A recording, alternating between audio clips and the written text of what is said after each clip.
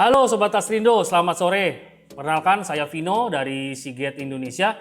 Jadi sore hari ini saya akan membahas secara cepat dan singkat dan padat juga mengenai sebuah aplikasi yang namanya Seagate Toolkit. Nah, apa sih Seagate Toolkit itu? Jadi Seagate Toolkit itu adalah sebuah aplikasi atau software yang diberikan oleh Seagate yang dapat kita gunakan untuk memudahkan kita menggunakan harddisk eksternal.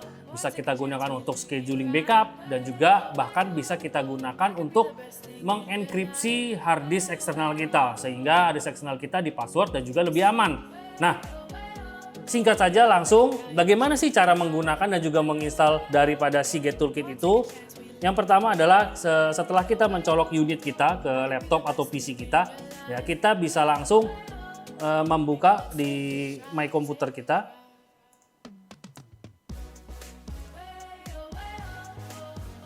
Oke, kita bisa membuka di My Computer kita setelah terdeteksi di PC kita. Kita bisa menggunakan yang ada tulisan untuk Windows, kita bisa menggunakan Windows ya. Apabila kita menggunakan MacBook atau kita menggunakan iOS, kita bisa bisa mengklik yang ini. Nah, karena saya kebetulan laptop saya menggunakan Windows, saya mengklik yang ini. Nah, setelah kita sudah mengklik, maka kita akan dilempar ke browser dan ini adalah tampilannya. Jadi untuk mendownload aplikasi Toolkit tersebut jelas kita harus terkoneksi dulu dengan internet. Setelah itu kita klik satu menu yaitu yang Protect Your Data dan kita dapat mendownload aplikasi Toolkit tersebut. Setelah mendownload tentu saja kita harus menginstal. Nah, saya akan langsung lompat ke bagiannya. Setelah kita menginstal, kita akan melihat tampilan seperti di depan saya ini. Oke. Jadi ini adalah tampilan Toolkit dengan sudah terdeteksi daripada harddisk yang akan kita colokan. Jadi di Seagate harddisk yang bisa menggunakan aplikasi secure ataupun password protection ini hanya ada dua tipe, yaitu Seagate One Touch yang ada di depan saya ini dan juga Seagate Ultra Touch. Jadi hanya dua itu yang bisa menggunakan aplikasi password. Nah, langsung aja saya akan ke menu pertama. Yang pertama adalah untuk mengamankan atau mengenkripsi harddisk eksternal kita. Ya, jadi untuk mengenkripsi harddisk eksternal kita bisa menggunakan fitur yang paling atas yang itu adalah Seagate Secure. Kita tinggal klik. Setelah itu kita tinggal melakukan setup untuk mengenkripsi harddisk kita. Nah, lalu kita akan tampil di sebuah halaman di mana halaman ini kita diminta untuk memasukkan secure code atau SID. Nah, pertanyaannya mungkin di mana sih saya bisa mendapat secure code atau SID saya? Jadi jawabannya adalah pada waktu kita membeli harddisk eksternal One Touch ini, di dalamnya ini ada harddisk dan juga ada beberapa buku-buku. Nah, kita perlu mengamankan selebaran yang ini ya. Jadi di selebaran yang ini kita mendapatkan dua kode. Yang pertama adalah SID kita yang kita gunakan untuk mengaktifasi password and protection. Yang kedua adalah reset. Ini untuk mereset password kita ya, dan juga mereset harddisk kita. Ini yang bisa kita gunakan. Nah, jadi sekarang kita masukkan aja SID-nya sesuai dengan yang ada di kertas ini.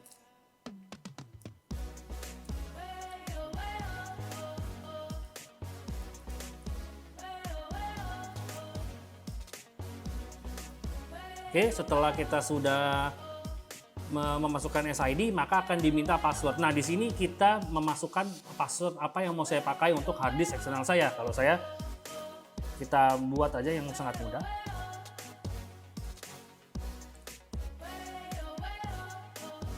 Ya, terus juga selain itu juga ada password hint. Apa sih password hint? Password hint ini digunakan untuk mengingatkan kita password apa sih yang kita gunakan, oke?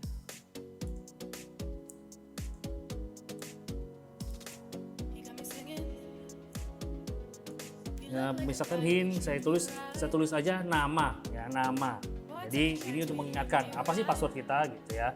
Dan kita klik next. Setelah klik next, kita langsung setup aja. Ya, terus juga kita perlu memasukkan email account pada Seagate. Jadi kalau teman-teman belum punya Seagate account, teman-teman tinggal klik tombol yang di bawah ini. Nah, sebelah kiri yaitu yang create account. Tapi apabila teman-teman sudah pernah membuat account di Seagate, teman-teman tinggal memasukkan account teman-teman saja ya.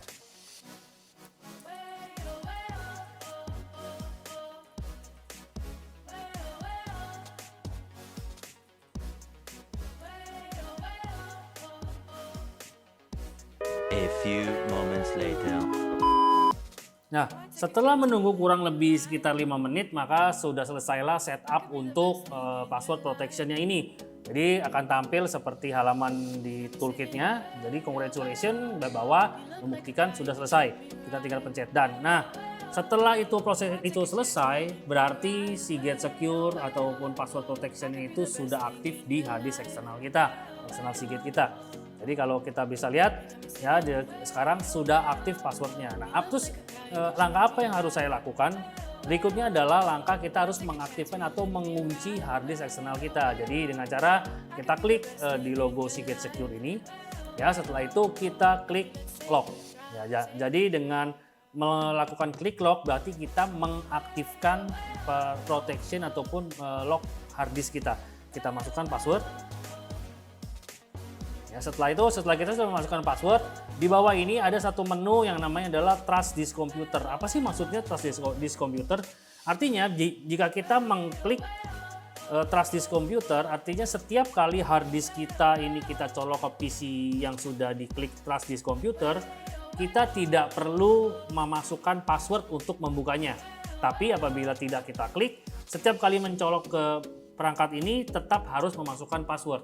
Jadi kesimpulannya gampangnya kalau kita men-setting ini di laptop yang setiap hari kita pakai, yang kita gunakan, saya rasa kita perlu mengaktifkan Trust This Computer. Agar apa? Agar setiap kali kita colok ke PC pribadi kita atau laptop pribadi kita tidak perlu susah-susah untuk mengetikkan password terlebih dahulu. Ya, seperti itu. Jadi setelah kita klik This Computer, kita klik aja Continue. Oke. Nah, setelah sudah selesai, maka berarti hard disk kita ini sudah teraktif password protectionnya seperti itu. Nah, mungkin ada pertanyaannya, bagaimana sih cara kita mengetahui bahwa hard disk kita ini sudah aktif password protectionnya apa tidak? Gampang banget. Ya, jadi caranya adalah seperti ini.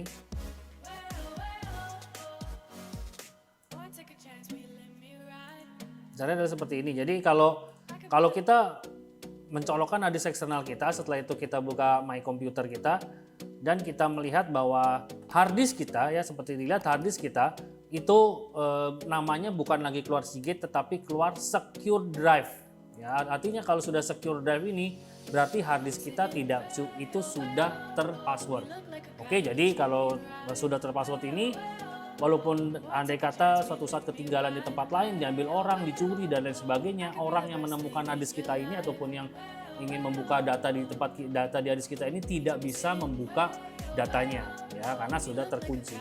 Nah, jadi seperti itu. Jadi nanti kalau kita masukkan ke komputer kita tinggal membukanya di unlock kembali. Nah, selain daripada cuman untuk mengunci dan juga membuka, ada fitur apa lagi sih di Seagate Secure ini atau password protection ini? Jadi kita sebenarnya ada beberapa fitur lain. Jadi kita bisa klik di tombol yang ada titik 3-nya ini. Ya, di sini ada change password. Apa sih maksudnya change password? Change password jelas kita ingin merubah password kita. Mungkin sekarang ini kita merasa kayaknya sudah banyak yang tahu password kita nih. Saya mau ganti password yang baru. Nah, kita bisa menggunakan change password ini.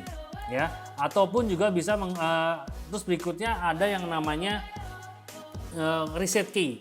Ya, apa sih maksudnya reset key? Jadi reset key ini adalah create password reset key untuk mengakses hard disk kita apabila kita lupa password. Nah, jadi selama ini kan kalau pasti pertanyaannya, kalau saya sudah di password tapi ternyata saya lupa passwordnya, bagaimana caranya? Nah, sebelum kita lupa, kita lebih baik menggunakan reset key. Jadi kita klik reset key.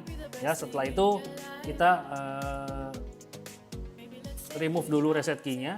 Ya, nah baru kita masukkan password remove reset key kita. Apa maksudnya? Artinya setiap kali kalau kita mau mereset password kita tapi kita lupa passwordnya, nanti kita bisa memasukkan key ini. Saya contoh aja reset key-nya yang mudah. Oke, continue.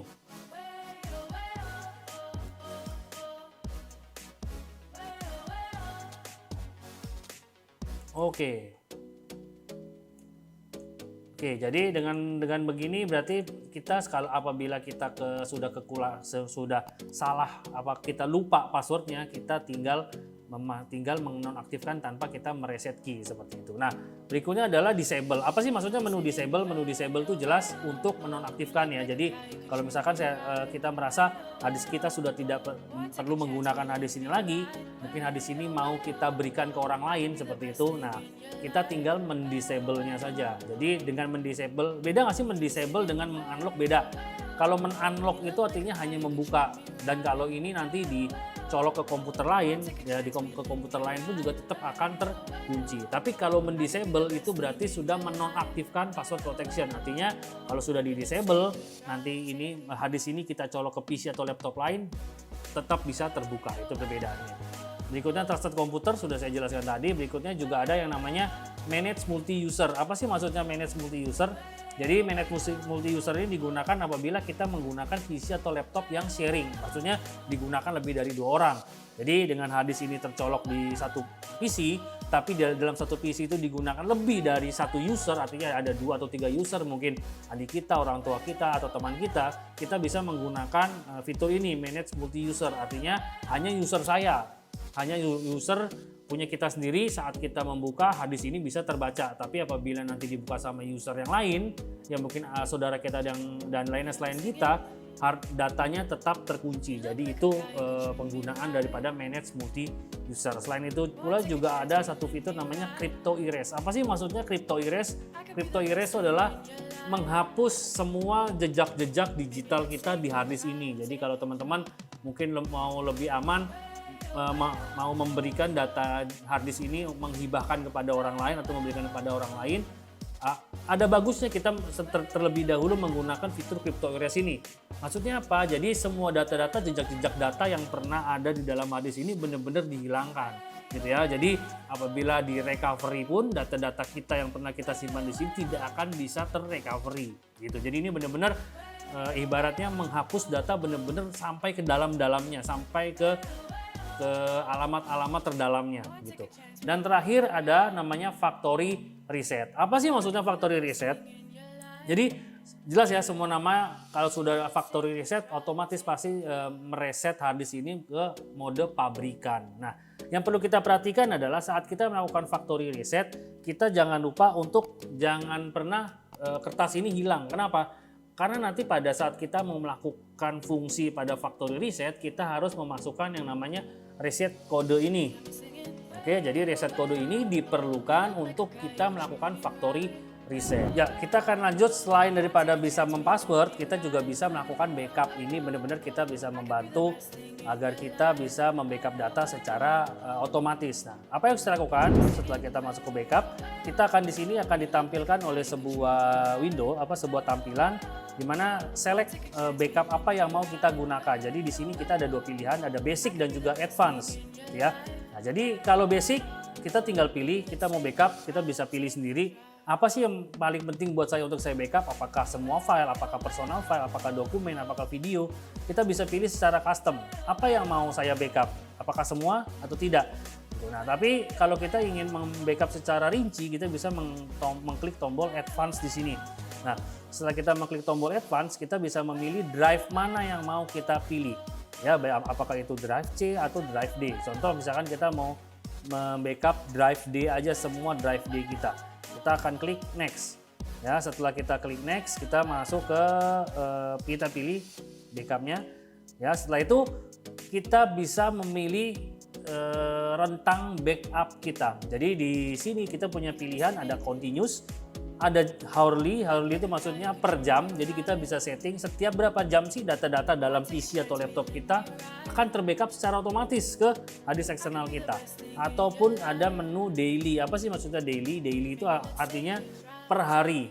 Ya, kita bahkan bisa men-set di aplikasi ini setiap hari jam berapa, ya, jam berapa setiap hari semua data ini akan otomatis terbackup. Misalkan setiap hari sebelum pulang kerja, misalkan kita setting di jam sebelum kita pulang kerja, jadi otomatis setiap kali sebelum kita pulang kerja tanpa perlu kita klik backup dan lain sebagainya, sudah otomatis aplikasi ini akan membuat data di laptop atau PC kita terbackup ke eksternal kita.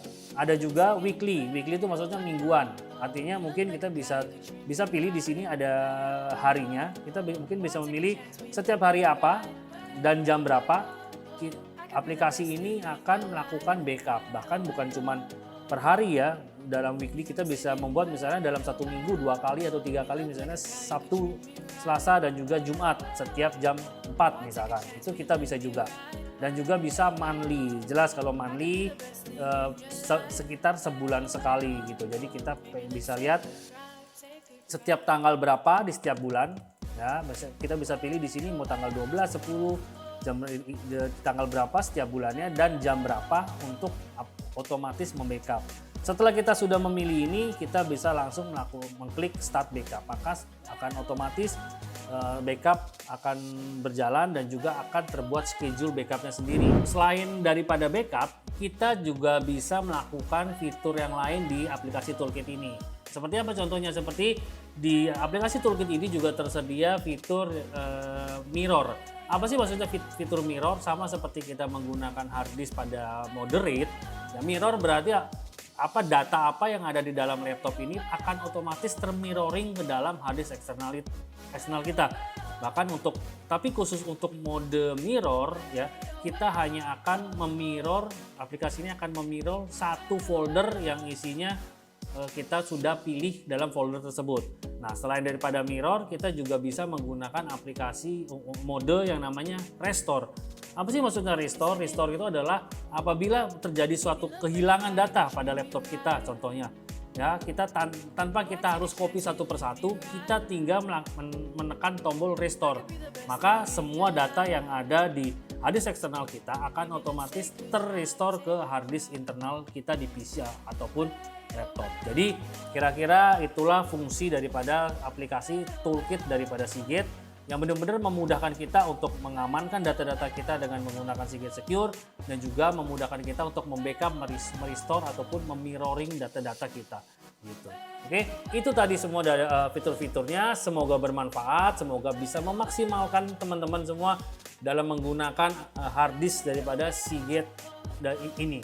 Ya, bila ada pertanyaan ataupun ada komentar bisa tulis saja di kolom komentar di bawah. Ya, terus juga jangan lupa subscribe, like dan juga share video ini, semoga bermanfaat. Saya Vino, sampai jumpa.